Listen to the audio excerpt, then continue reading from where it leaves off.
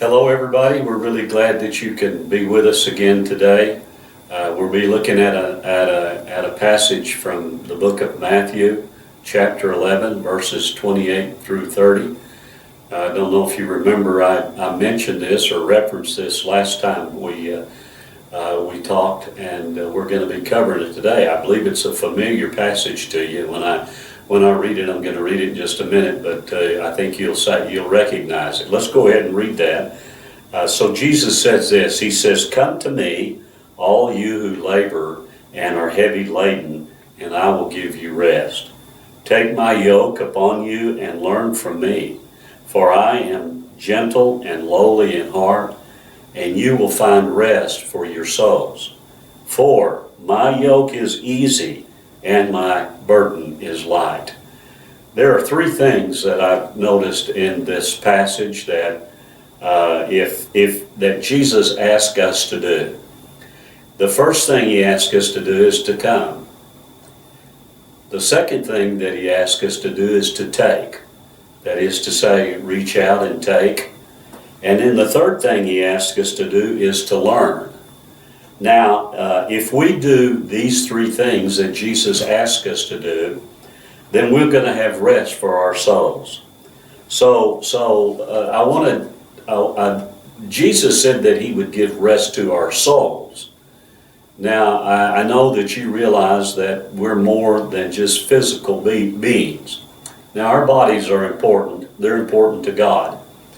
And they're the temple of God, and we should take care of them and not defile them.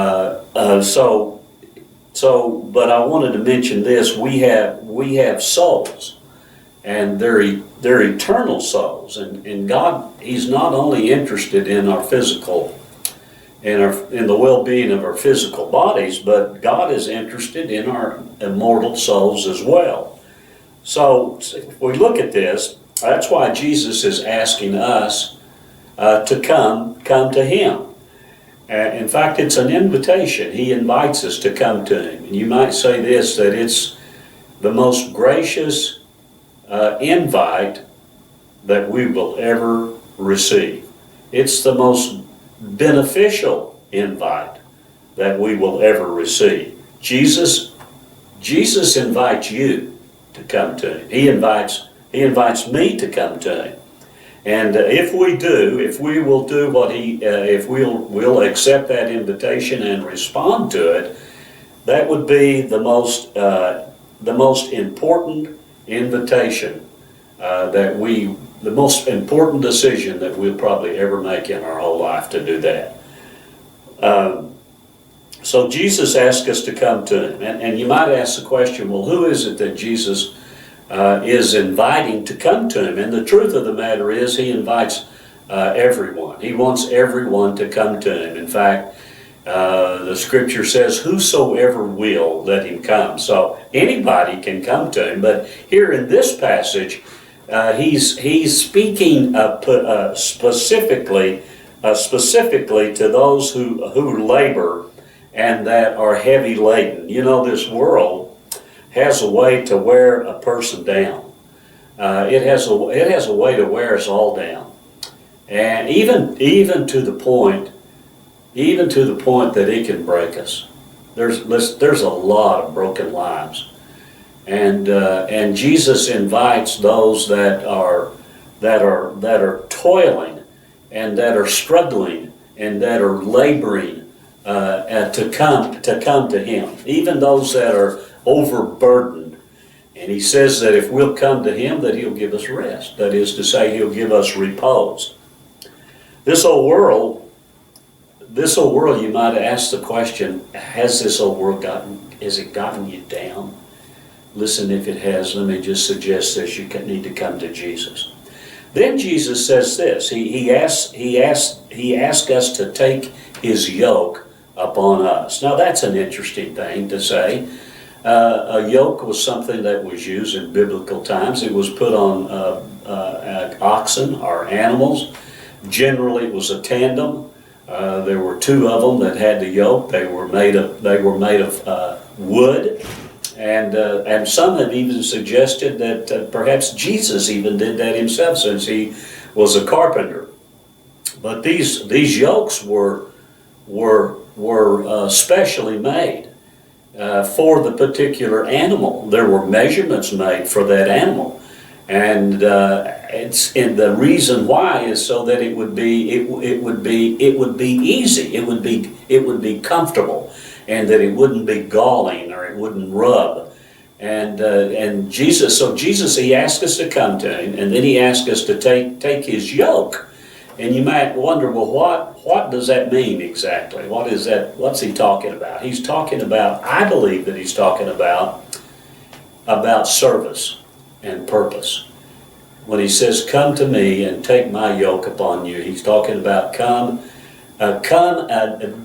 You've been laboring in this world. You've been struggling in this world. It's been dragging you down. He says, come to me and take my yoke upon you.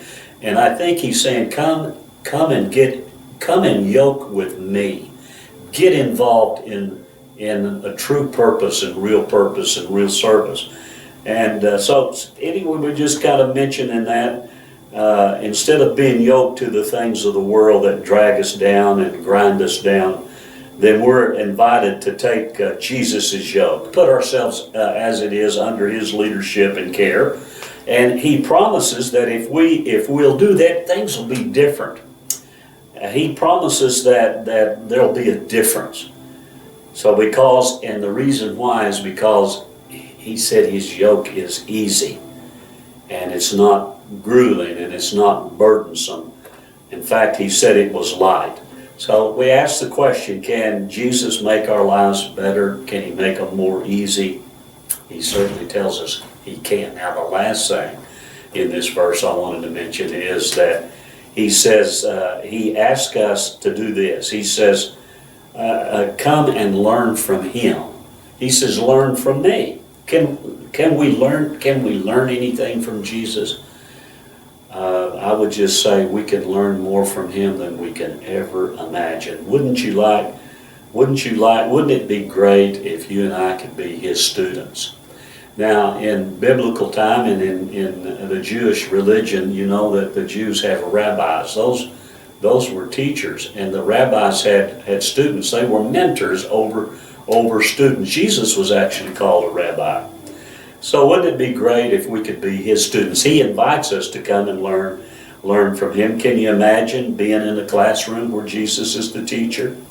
And he invites us to come and to learn.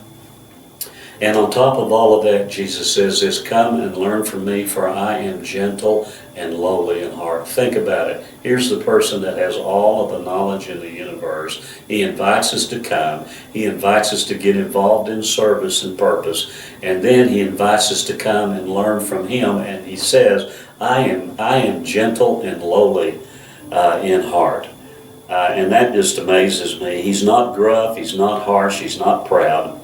Just being around the person of Jesus would be an amazing thing that would benefit us.